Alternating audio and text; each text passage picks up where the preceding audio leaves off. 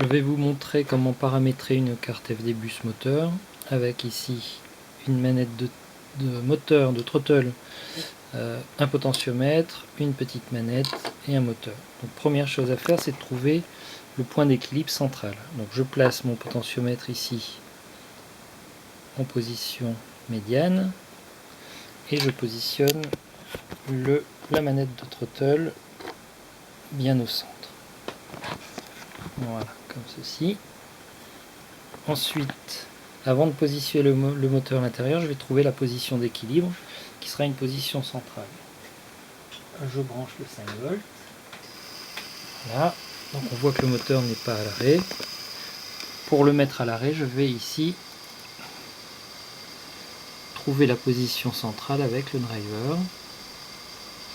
Donc je me positionne sur les réglages ici de la carte moteur qui est en 254 et à l'aide du curseur du moteur 1, je vais trouver la position centrale jusqu'au moment où le moteur s'arrête.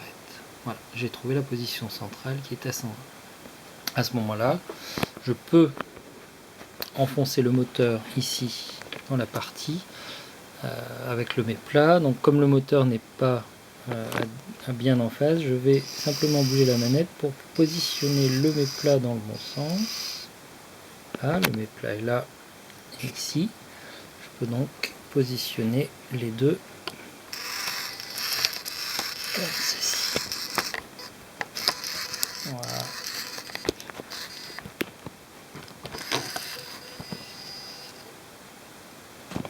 À partir de maintenant, le moteur est bien positionné. Si je déplace le curseur ici,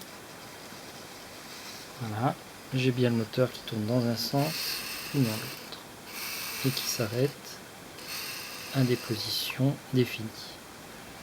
Maintenant, l'idée c'est de trouver la position ici haute et la position basse, le mini et maxi. Donc on va d'abord commencer par le mini, donc je vais déplacer doucement le curseur vers le minimum et je vais m'arrêter jusqu'au moment où la manette, où j'estime que la manette a atteint son minimum.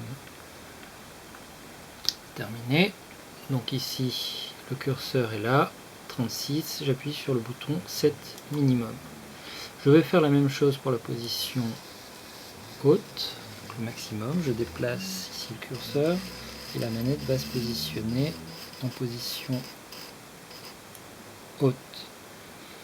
Une fois que c'est fait, j'appuie sur 7 maximum. C'est fini, maintenant on peut mémoriser vers quoi on va envoyer les informations. Donc je clique sur paramètres et on voit ici la valeur mini et maxi qui ont été renseignées automatiquement de la course du moteur 1. Tout ce que je dois faire ici maintenant, c'est de trouver quelle course va être parcourue par Flight Simulator. Donc pour ça, je vais aller voir dans les offsets. Donc premier renseignement ici, c'est que l'offset c'est le 88C sur 2 octets et la valeur va de moins 4096 et ce qui m'intéresse c'est le plus 16384, sachant que moins 4096 c'est les reverses. On va pas s'en occuper, on va garder donc le 16384. Donc on retient 088C, 2 et 16384. Je rebascule vers mon driver. Voilà, je rentre donc 088C,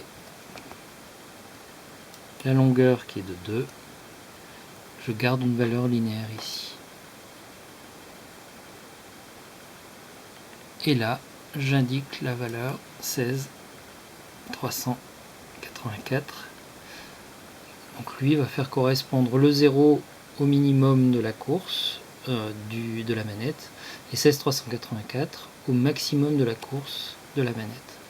Une fois que c'est fait, j'écris dans les proms, il me demande d'appuyer, enfin de mettre le strap. Là, sur cette carte là, c'est pas un strap, c'est un petit bouton qui est là, qui sert de voyant.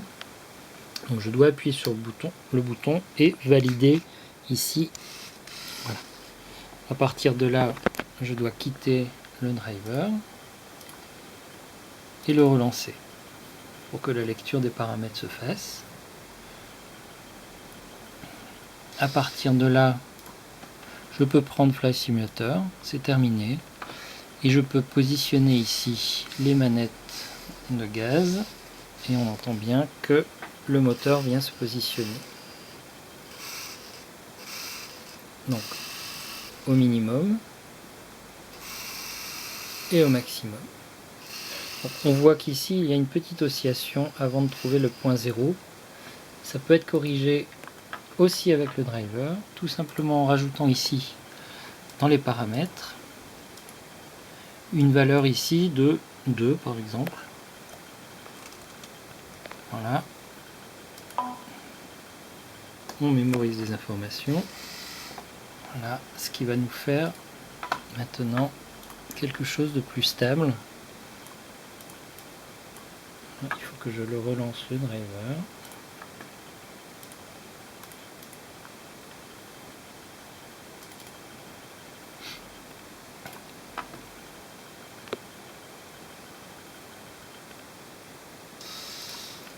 Voilà, et maintenant si je reprends mes manettes de gaz,